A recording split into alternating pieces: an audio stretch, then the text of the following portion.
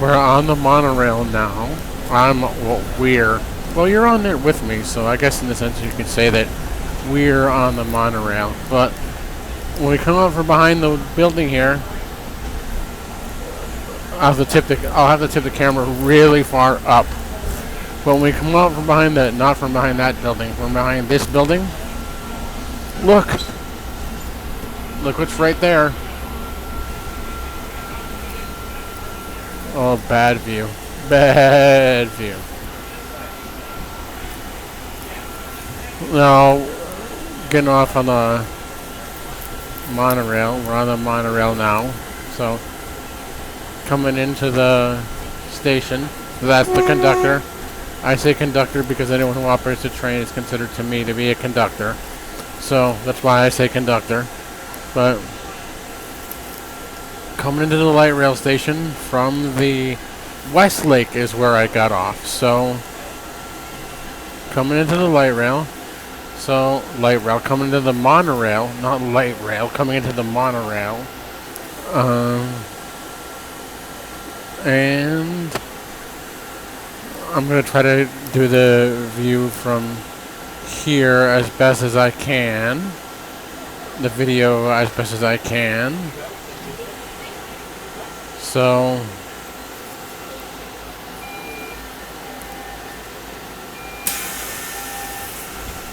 as everyone's scrambling to get off the monorail, so we are now officially at Seattle Center, and show you a video as best as I can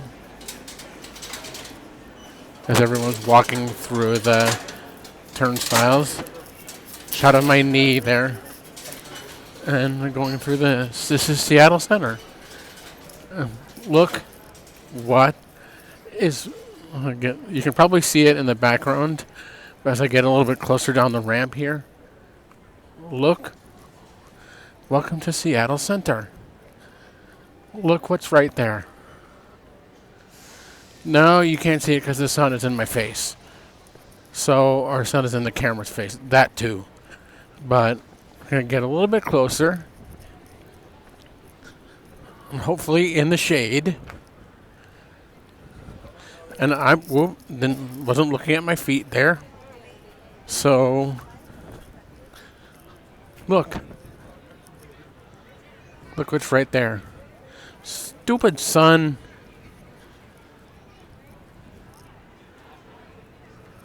Bad. The sun is creating... Now you can see it, hopefully. Look what's right there. The icon. The signature. Hopefully the video didn't stink as bad as it looked like it did from what I was showing you initially. But I'm going to get a little bit closer so you can see the icon. Like I said before,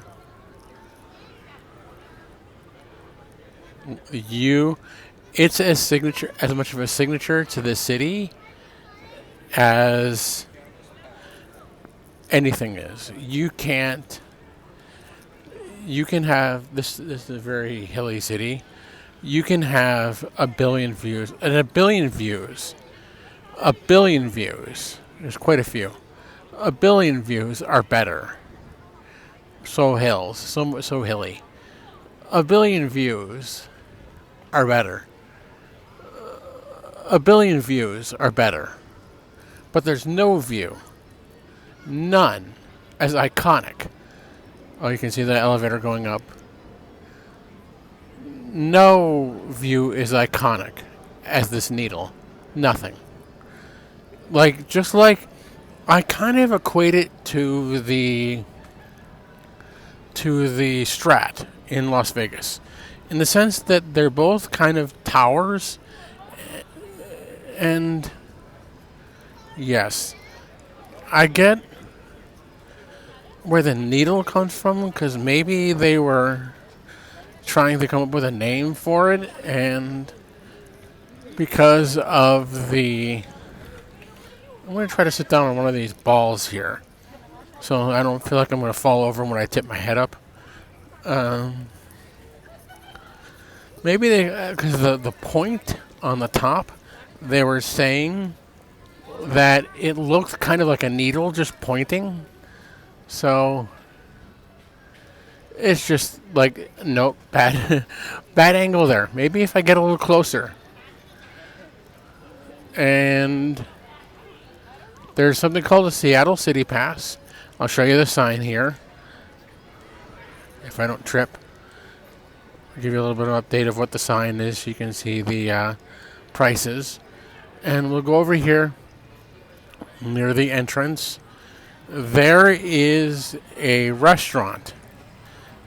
And I've been told it's kind of like a tiki bar. All the way up there. All the way up to the tippy top.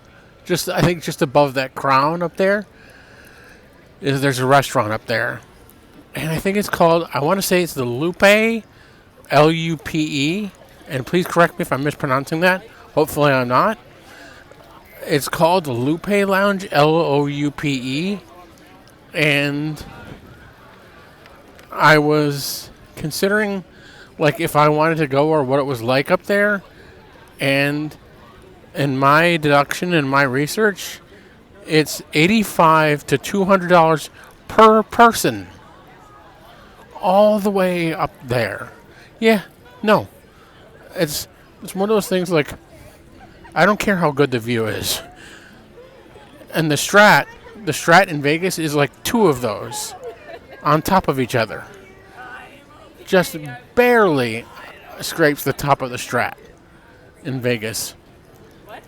But you could put the Strat here and you wouldn't get a view like you would get from a Space Needle. It's just, it just wouldn't happen. You wouldn't get it.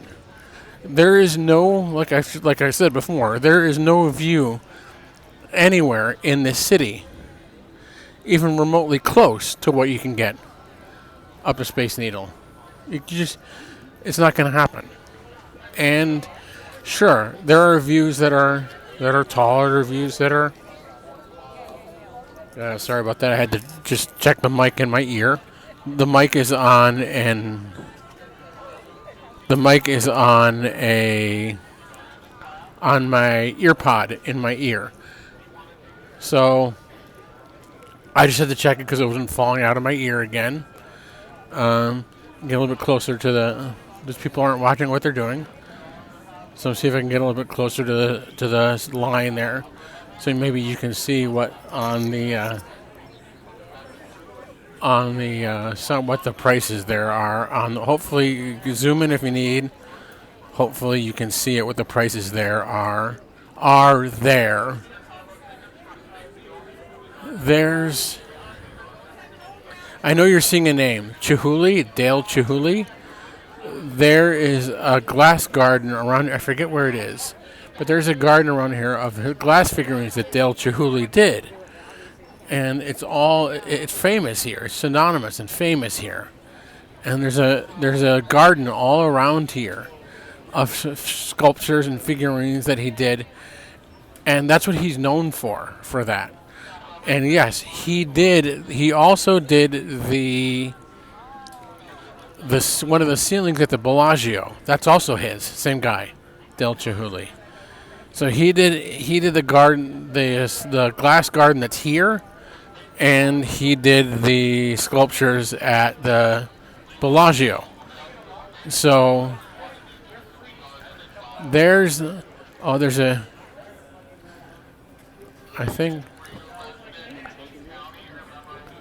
also here's some of the showings, if you can see that sign there. Some of the Deep Sky IMAX, okay. And if I saw it, what is it called? Guymax. Yeah, I know. Prepare to roll your eyes. I saw that. I just had to make the pun. And yes, that IMAX by the company is the same company that does movies and movie theaters. It's not the same thing. The movie theater screen is smaller.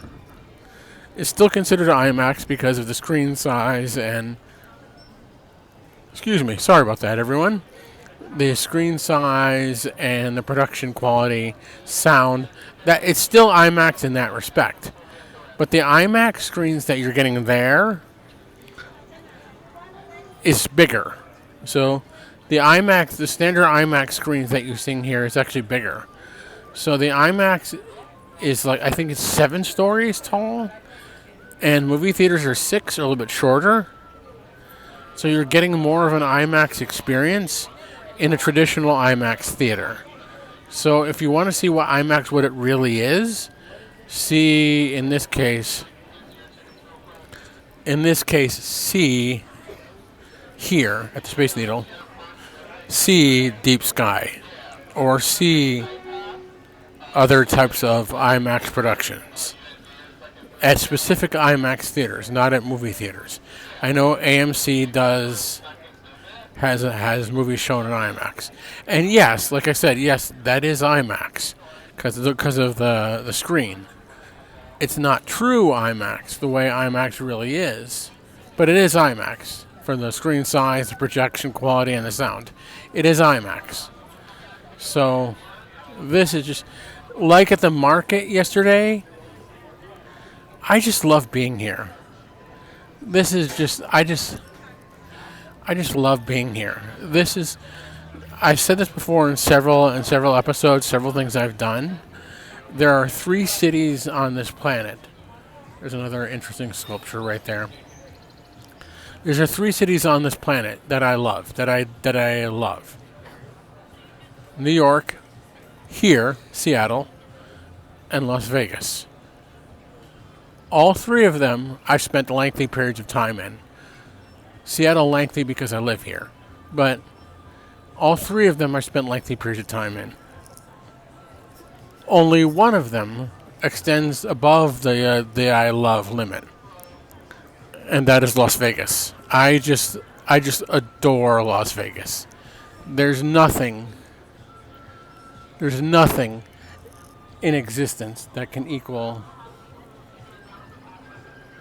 So I just had to make sure the image was better because the image is kind of fuzzy, I guess too bright, and you're not seeing the best image there. I love this view of the Space Needle when you're under it. This is so cool. There's nothing in this country, there's nothing in this world in existence like the Space Needle. Nothing. You can have something taller than it, the Strat Tower. You can have something from a different viewpoint, a higher up viewpoint, like Mount Rainier, or just up the hill in Seattle here. You can see something from a different viewpoint around here and get a better view, but you're not a higher view, but you're not going to get anything even remotely close or remotely similar to this Space Needle. You just won't. It's not going to happen. And it's such an amazing thing. I've been up there a few times, all the way up there. That elevator that goes right up the center there takes a long time to get up there. Good that it does, so you can enjoy the ride.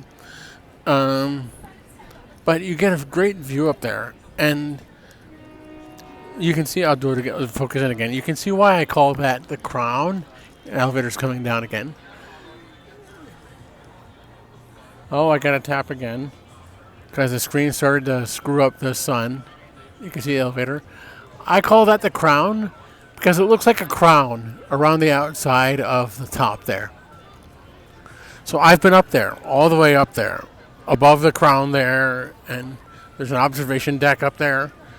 And it's priceless. It's precious and it's priceless. You see Seattle from, like I've said 100 times before.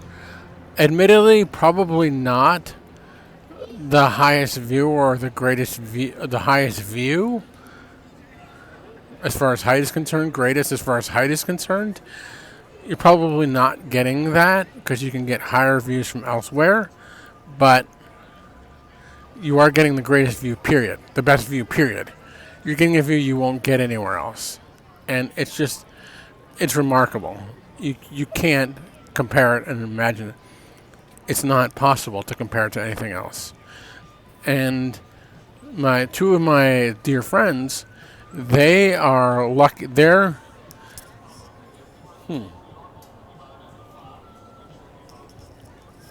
Sorry, I had to move the mic there. Sorry for the pause there. They are unlike. Like, I'm a transplant. I'm from, as I said before, I'm from New York. The complete opposite side of the country, northern New York, central New York. I'm from New York. They are from here. They are from Leavenworth in the Cascades. And they live out in Maple Valley now. And they're from this area. They grew up around here. And they have they have the outlook that I have. They have said, some people have asked them, does growing up here sour you on it? No. They've both said no, it doesn't.